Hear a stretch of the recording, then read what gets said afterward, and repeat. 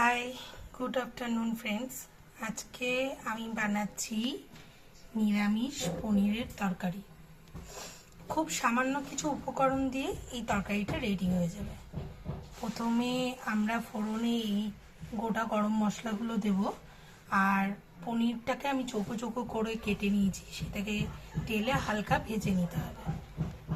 এতে লাগবে শাহি গরম মশলা, দুধ, আর হচ্ছে এই মশলাটা যেটা আমি পেস্ট করে রেখেছি। এটার মধ্যে আছে আদা, পোস্ত, কাজু বাদাম, চালমগজ, কাঁচা লঙ্কা, তিল, সাদা তিল, আর সামান্য একটু নুন। কড়াইয়ে দিয়ে দিয়েছি সাদা তেল, সামান্য একটু। তেলটা গরমও হয়ে গেছে, দেখুন কিরকম ফুটছে।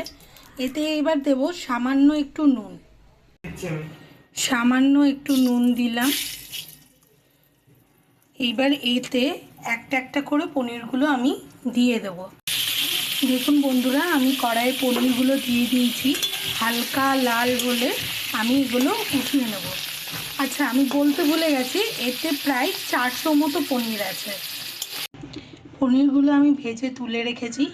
এই সাদা তেলেই আমি আবার ঘি দিয়ে দিচ্ছি একটুখানি। এতে ঘি দিয়ে দিচ্ছি। এরপর এই গরম তেলটাতে এই গোটা গরম মশলাগুলো আমি দিয়ে দেবো।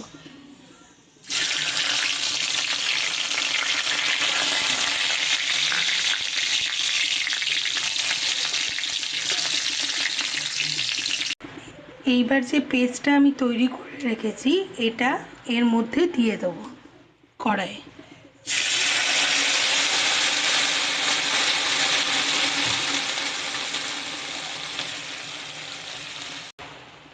এতে কিন্তু কোনো গুঁড়ো মশলা পড়ে না, বাট আমরা এতে কালার আনার জন্য কাশ্মীরি লঙ্কা গুঁড়ো দেব।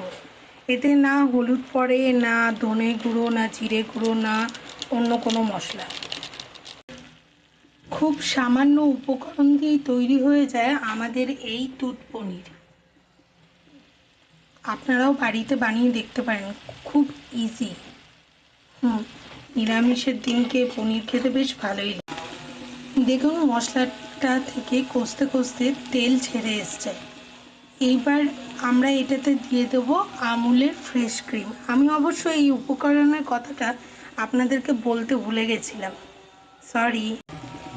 এবার এতে দিয়ে দিচ্ছি আমুলের ফ্রেশ ক্রিম। ক্রিমটা একটু সামান্য জমে গেছে।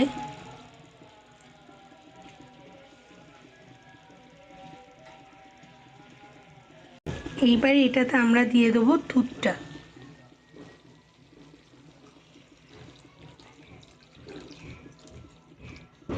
আচ্ছা, বলে রাখি, এটাতে যেহেতু লঙ্কা গুঁড়ো পড়ছে না, তো আমরা এতে একটু গোলমরিচ গুঁড়ো। এইবার এতে আমরা দিচ্ছি সামান্য গোলমরিচ গুঁড়ো। এবার এতে ভেজে রাখা পনিরগুলো আমি দিয়ে দেবো।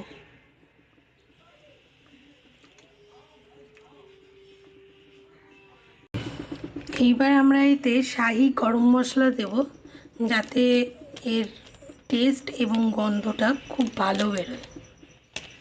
আচ্ছা, এতে এবার স্বাদ বাড়ানোর জন্য সামান্য চিনি এবং নুন দিয়ে ঢাকা দিয়ে দেবো। গাইস, আমাদের পনিরটা দেখুন ফুটে উঠেছে, খুব সুন্দরভাবে কালারও এসছে, গন্ধও খুব ভালো আসছে। যদিও আমি জানি আপনারা সেটা পাবেন না এমনি। তো গাইস, আমার এই ভিডিওটা কেমন লাগলো প্লিজ কমেন্ট করে জানাবে। আর আমার চ্যানেলটা প্লিজ সাবস্ক্রাইব করে লাইক করে ভিডিওটা আমাকে সাপোর্ট করুন, যাতে আমি চ্যানেলটা আরও এগিয়ে নিয়ে যেতে পারি, আর আরও অন্যরকম রান্না, ঘোরা, সমস্ত কিছু আপনাদের সামনে আনতে পারি। প্লিজ